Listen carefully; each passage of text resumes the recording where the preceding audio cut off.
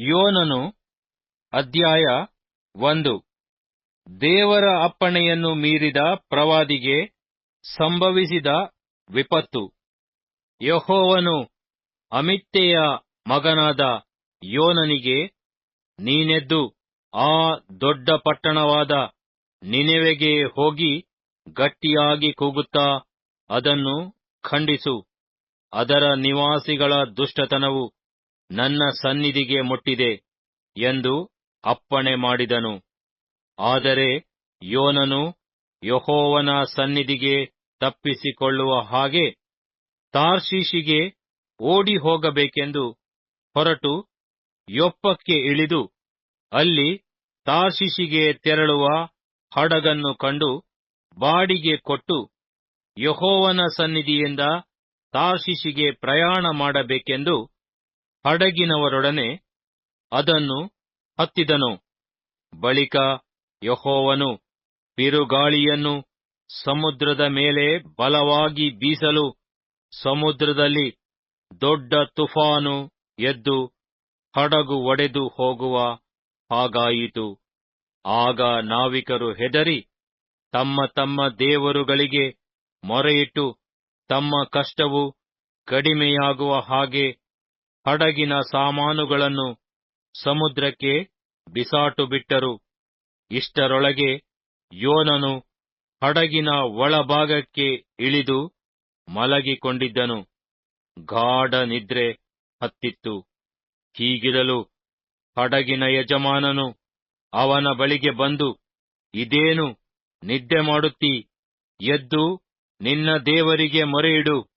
ಒಂದು ವೇಳೆ ನಿನ್ನ ದೇವರು ನಮ್ಮನ್ನು ರಕ್ಷಿಸಾನು, ನಾಶವಾಗದೆ ಉಳಿದೆವು ಎಂದು ಹೇಳಿದನು. ಅನಂತರ ನಾವಿಕರೆಲ್ಲರೂ, ಈ ಕೇಡು ನಮಗೆ ಸಂಭವಿಸಿದ್ದಕ್ಕೆ ಯಾರು ಕಾರಣವೆಂದು ನಮಗೆ ತಿಳಿಯುವ ಹಾಗೆ ಚೀಟು ಹಾಕೋಣ ಬನ್ನಿರಿ ಎಂಬುದಾಗಿ ಮಾತಾಡಿಕೊಂಡು ಚೀಟು ಹಾಕಲು ಚೀಟು ಯೋನನಿಗೆ ಬಂತು. ಅದನ್ನು ನೋಡಿ ಅವರು, ಅಯ್ಯಾ, ಈ ಕೇಡು ನಮಗೆ ಸಂಭವಿಸಿದ್ದಕ್ಕೆ ಯಾರು ಕಾರಣ ಎಂಬುದನ್ನು ನೀನೇ ನಮಗೆ ತಿಳಿಸು. ನೀನು ಎಲ್ಲಿಂದ ಯಾವ ಕೆಲಸದ ಮೇಲೆ ಬಂದಿ? ನೀನು ಯಾವ ದೇಶದವನು, ಯಾವ ಜನಾಂಗದವನು ಎಂದು ಅವನನ್ನು ಕೇಳಲು ಅವನು ಅವರಿಗೆ, ನಾನು ಇಬ್ರಿಯನು, ಕಡಲನ್ನೂ ಒಣ ನೆಲವನ್ನೂ ಸೃಷ್ಟಿಸಿದ ಪರಲೋಕ ದೇವರಾದ ಯೆಹೋವನ ಭಕ್ತನು ಎಂದು ಹೇಳಿದನು. ಇವನು ಯೆಹೋವನ ಸನ್ನಿಧಿಯಿಂದ ಓಡಿ ಬಂದವನು ಎಂಬುದನ್ನು ಅವನು ಮೊದಲು ಹೇಳಿದ ಒಂದು ಮಾತಿನಿಂದ ಆ ಜನರು ತಿಳುಕೊಂಡಿದ್ದರು. ಈಗ ಇದನ್ನು ಕೇಳಿ ಬಹಳವಾಗಿ ಹೆದರಿ, ಇದೇನು ನೀನು ಮಾಡಿದ್ದು ಅಂದರು. ಬಳಿಕ ಸಮುದ್ರವು ಹೆಚ್ಚೆಚ್ಚಾಗಿ ಅಲ್ಲೋಲ ಕಲ್ಲೋಲವಾದ ಕಾರಣ ಅವರು, ನಮ್ಮ ಮೇಲೆ ಎದ್ದಿರುವ ಸಮುದ್ರವು ಶಾಂತವಾಗುವ ಹಾಗೆ ನಿನ್ನನ್ನು ಏನು ಮಾಡೋಣ ಎಂದು ಪ್ರಶ್ನೆ ಮಾಡಲು ಅವನು ಅವರಿಗೆ, ನನ್ನನ್ನೆತ್ತಿ ಸಮುದ್ರದಲ್ಲಿ ಹಾಕಿರಿ, ನಿಮ್ಮ ಮೇಲೆ ಎದ್ದಿರುವ ಸಮುದ್ರವು ಶಾಂತವಾಗುವುದು. ಈ ದೊಡ್ಡ ತೂಫಾನು ನಿಮಗೆ ಸಂಭವಿಸಿದ್ದು ನನ್ನ ನಿಮಿತ್ತವೇ ಎಂಬುದು ನನಗೆ ಗೊತ್ತು ಎಂದುತ್ತರ ಕೊಟ್ಟನು. ನಾವಿಕರು ಒಪ್ಪದೆ ದಡಕ್ಕೆ ಹಿಂದಿರುಗಬೇಕೆಂದು ಹುಟ್ಟು ಹಾಕುತ್ತಾ ಬಂದರೂ ಸೇರಲು ಆಗಲಿಲ್ಲ. ಸಮುದ್ರವು ಇನ್ನೂ ಅಲ್ಲಕಲ್ಲೋಲವಾಗಿ ಅವರನ್ನು ಎದುರಿಸಿತು. ಹೀಗಿರಲು ಅವರು ಯೆಹೋವನಿಗೆ ಮೊರೆಯಿಟ್ಟು, ಯೆಹೋವನೇ, ಲಾಲಿಸು, ಲಾಲಿಸು, ಈ ಮನುಷ್ಯನ ಪ್ರಾಣ ನಷ್ಟಕ್ಕಾಗಿ ನಾಶನವು ನಮಗೆ ಬಾರದಿರಲಿ. ನಿರಪರಾಧಿಯನ್ನು ಕೊಲ್ಲುವ ದೋಷಕ್ಕೆ ನಮ್ಮನ್ನು ಗುರಿ ಮಾಡಬೇಡ. ಯೆಹೋವನೇ, ನಿನ್ನ ಚಿತ್ತಾನುಸಾರ ಮಾಡಿದಿಯಲ್ಲ ಎಂದು ಬಿನ್ನವಿಸಿ ಯೋನನನ್ನು ಎತ್ತಿ ಸಮುದ್ರದಲ್ಲಿ ಹಾಕಿದರು. ಕೂಡಲೇ ಸಮುದ್ರವು ತನ್ನ ರೌದ್ರವನ್ನು ನಿಲ್ಲಿಸಿಬಿಟ್ಟಿತು. ಇದನ್ನು ನೋಡಿ ಆ ಜನರು ಯೆಹೋವನಿಗೆ ಬಹಳ ಭಯಪಟ್ಟು ಆತನಿಗೆ ಯಜ್ಞವನ್ನರ್ಪಿಸಿ ಹರಕೆಗಳನ್ನು ಮಾಡಿಕೊಂಡರು. ಇತ್ತ ಯೋನನನ್ನು ನುಂಗಲು ಯೆಹೋವನು ಒಂದು ದೊಡ್ಡ ಮೀನಿಗೆ ಅಪ್ಪಣೆ ಮಾಡಿದನು. ಯೋನನು 3 ದಿನ ಹಗಲಿರುಳು ಆ ಮೀನಿನ ಹೊಟ್ಟೆಯೊಳಗೆ ಇದ್ದನು. ಯೋನನು ಅಧ್ಯಾಯ 2. ವಿಪತ್ತಿನಿಂದ ರಕ್ಷಿತನಾದ ಪ್ರವಾದಿಯ ಸ್ತೋತ್ರಗೀತ. ಯೋನನು ಆ ಮೀನಿನ ಹೊಟ್ಟೆಯೊಳಗೆ ಇದ್ದುಕೊಂಡು ತನ್ನ ದೇವರಾದ ಯೆಹೋವನಿಗೆ ಹೀಗೆ ಪ್ರಾರ್ಥನೆ ಮಾಡಿದನು.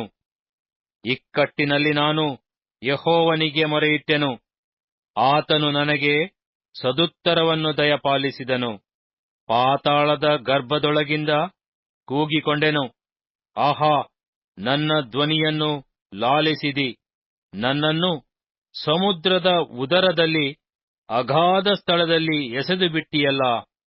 ಪ್ರವಾಹವು ನನ್ನನ್ನು ಸುತ್ತಿಕೊಂಡಿತು. ಲೆಕ್ಕವಿಲ್ಲದ ನಿನ್ನ ಅಲೆಗಳೂ ತೆರೆಗಳು ನನ್ನ ಮೇಲ್ಗಡೆ ಹಾದು ಹೋಗುತ್ತಿದ್ದವು.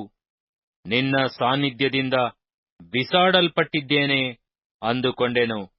ಆದರೂ ನಿನ್ನ ಪರಿಶುದ್ಧಾಲಯವನ್ನು ಪುನಃ ದರ್ಶನ ಮಾಡುವೆನು. ಜಲರಾಶಿಯು ನನ್ನನ್ನು ಮುತ್ತಿ ನನ್ನ ಪ್ರಾಣಕ್ಕೆ ಬಂದಿತ್ತು. ಮಹಾಸಾಗರವು ನನ್ನನ್ನು ಆವರಿಸಿತು. ಪಾಚಿಯು ನನ್ನ ತಲೆಯನ್ನು ಸುತ್ತಿಕೊಂಡಿತು. ಪರ್ವತಗಳ ಬುಡದ ತನಕ ಇಳಿದೆನು. ಭೂಲೋಕದ ಅಗುಳಿಗಳು ಎಂದಿಗೂ ತೆಗೆಯದ ಹಾಗೆ ನನ್ನ ಹಿಂದೆ ಹಾಕಲ್ಪಟ್ಟವು. ನನ್ನ ದೇವರಾದ ಯೆಹೋವನೇ, ನೀನು ನನ್ನ ಪ್ರಾಣವನ್ನು ಅಧೋಲೋಕದೊಳಗಿಂದ ಉದ್ಧರಿಸಿದಿ. ನನ್ನ ಆತ್ಮವು ನನ್ನಲ್ಲಿ ಕುಂದಿದಾಗ ಯೆಹೋವನಾದ ನಿನ್ನನ್ನು ಸ್ಮರಿಸಿದೆನು. ನನ್ನ ಬಿನ್ನಹವು ನಿನಗೆ ಮುಟ್ಟಿತು. ನಿನ್ನ ಪರಿಶುದ್ಧಾಲಯಕ್ಕೆ ಸೇರಿತು. ಸುಳ್ಳು ವಿಗ್ರಹಗಳನ್ನು ಅವಲಂಬಿಸಿದವರು ತಮ್ಮ ಕರುಣಾನಿಧಿಯನ್ನು ತೊರೆದು ಬಿಡುವರು. ನಾನಾದರೋ ಸ್ತೋತ್ರಧ್ವನಿಯಿಂದ ನಿನಗೆ ಯಜ್ಞವನ್ನರ್ಪಿಸುವೆನು. ಮಾಡಿಕೊಂಡ ಹರಕೆಯನ್ನು ಸಲ್ಲಿಸುವೆನು. ರಕ್ಷಣೆಯು ಯೆಹೋವನಿಂದಲೇ ಉಂಟಾಗುವುದು. ಯೆಹೋವನು ಮೀನಿಗೆ ಅಪ್ಪಣೆ ಮಾಡಲು ಅದು ಯೋನನನ್ನು ಒಣ ನೆಲದಲ್ಲಿ ಕಾರಿಬಿಟ್ಟಿತು. ಯೋನನು ಅಧ್ಯಾಯ 3. ಪ್ರವಾದಿಯ ಪ್ರಕಟಣೆಯನ್ನು ಕೇಳಿದ ನಿನೆವೆಯವರ ಮಾನಸಾಂತರ.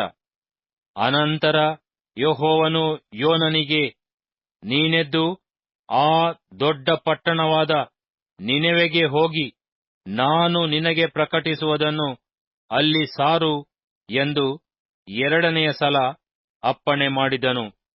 ಆಗ ಯೋನನು ಎದ್ದು ಯೆಹೋವನ ಅಪ್ಪಣೆಯಂತೆ ನಿನೆವೆಗೆ ಹೋದನು. ನಿನೆವೆಯು 3 ದಿನದ ಪ್ರಯಾಣದಷ್ಟು ಅತಿ ವಿಸ್ತಾರವಾದ ಮಹಾಪಟ್ಟಣವಾಗಿತ್ತು. ಯೋನನು ಪಟ್ಟಣದಲ್ಲಿ ಸೇರಿ ಮೊದಲು 1 ದಿವಸದ ಪ್ರಯಾಣದಷ್ಟು ದೂರ ನಡೆದು 40 ದಿನಗಳಾದ ಮೇಲೆ ನಿನೆವೆಯು ಕೆಡವಲ್ಪಡುವುದು ಎಂದು ಸಾರತೊಡಗಿದನು. ಇದನ್ನು ಕೇಳಿ ನಿನೆವೆಯವರು ದೇವರಲ್ಲಿ ನಂಬಿಕೆಯಿಟ್ಟು ಉಪವಾಸವನ್ನು ಗೊತ್ತು ಮಾಡಿ ಸಾರಿದರು. ದೊಡ್ಡವರು ಮೊದಲುಗೊಂಡು ಚಿಕ್ಕವರ ತನಕ ಎಲ್ಲರೂ ಗೋಣಿತಟ್ಟನ್ನು ಸುತ್ತಿಕೊಂಡರು. ಯೋನನ ಪ್ರಕಟಣೆಯು ನಿನೆವೆಯ ಅರಸನಿಗೆ ಮುಟ್ಟಲು ಅವನು ಸಿಂಹಾಸನದಿಂದ ಎದ್ದು ತನ್ನ ನಿಲುವಂಗಿಯನ್ನು ತೆಗೆದುಬಿಟ್ಟು ಗೋಣಿತಟ್ಟನ್ನು ಸುತ್ತಿಕೊಂಡು ಬೂದಿಯಲ್ಲಿ ಕೂತನು. ಇದಲ್ಲದೆ ಅವನು ತನ್ನ ಮತ್ತು ರಾಜ್ಯಾಧಿಕಾರಿಗಳ ಆಜ್ಞೆಯನ್ನಾಗಿ ಜನ, ಪಶು, ಮಂದೆ, ಹಿಂಡು ಇವುಗಳು ಏನೂ ರುಚಿ ನೋಡದಿರಲಿ, ತಿನ್ನದಿರಲಿ, ಕುಡಿಯದಿರಲಿ. ಜನರಿಗೂ ಪಶುಗಳಿಗೂ ಗೋಣಿತಟ್ಟು ಹೊದಿಕೆಯಾಗಲಿ. ಎಲ್ಲರೂ ದೇವರಿಗೆ ಬಲವಾಗಿ ಮೊರೆಯಿಡಲಿ. ಒಬ್ಬೊಬ್ಬನು ತನ್ನ ತನ್ನ ದುರ್ಮಾರ್ಗವನ್ನು ತಾನು ನಡೆಸುತ್ತಿದ್ದ ಹಿಂಸೆಯನ್ನು ತೊರೆದು ಬಿಡಲಿ. ದೇವರು ಒಂದು ವೇಳೆ ಮನಮರುಗಿ ಹಿಂದಿರುಗಿ ತನ್ನ ಉಗ್ರ ಕೋಪವನ್ನು ತೊಲಗಿಸಾನು, ನಾವು ನಾಶವಾಗದೆ ಉಳಿದೆವು ಎಂಬುದನ್ನು ನಿನೆವೆಯಲ್ಲೆಲ್ಲಾ ಸಾರಿಸಿದನು.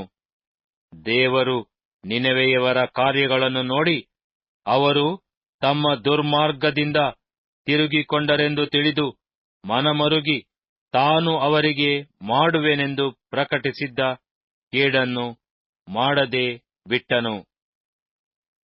ಯೋನನು ಅಧ್ಯಾಯ 4. ದೇವರು ಪ್ರವಾದಿಯ ಹಠವನ್ನು ತಿದ್ದಿದ್ದು. ಇದರಿಂದ ಯೋನನಿಗೆ ಬಹು ಕರಕರೆಯಾಯಿತು. ಅವನು ಸಿಟ್ಟುಗೊಂಡು, ಯೆಹೋವಾ, ಲಾಲಿಸು, ನಾನು ಸ್ವದೇಶದಲ್ಲಿರುವಾಗಲೇ ಹೀಗಾಗುವುದೆಂದು ಹೇಳಿದನಷ್ಟೆ. ನೀನು ದಯೆಯೂ ಕನಿಕರವೂ ದೀರ್ಘಶಾಂತಿಯೂ ಮಹಾಕೃಪೆಯೂ ಉಳ್ಳ ದೇವರು, ಮಾಡಬೇಕೆಂದಿದ್ದ ಕೀಡಿಗೆ ಮನಮರುಗುವವನು ಎಂದು ನಾನು ತಿಳಿದೇ ತಾರ್ಷೀಷಿಗೆ ಓಡಿಹೋಗಲು ತ್ವರೆಪಟ್ಟೆನು.